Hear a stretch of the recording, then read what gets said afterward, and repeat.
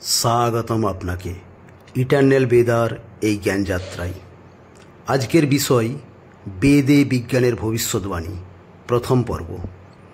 আধুনিক বিজ্ঞান যখন মহাবিশ্বের রহস্য উন্মোচনে ব্যস্ত, তখন আমরা ভুলে যাই হাজার হাজার বছর আগে আমাদের প্রাচীন ঋষিরা অনেক সত্য জেনে গিয়েছিলেন।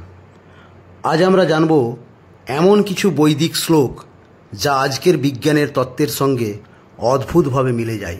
না সদ আসিন না সদ আসিত তদানিম।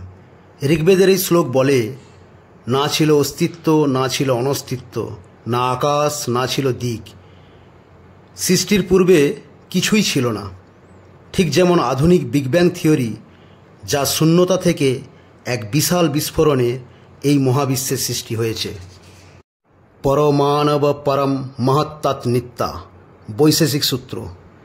ঋষি কণাদ বলেছিলেন, পরমাণু হলো সবচেয়ে ক্ষুদ্র বস্তু এবং তা চিরন্তন।